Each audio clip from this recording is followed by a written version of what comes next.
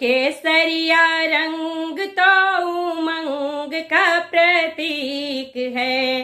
केसरिया रंग तो उमंग का प्रतीक है।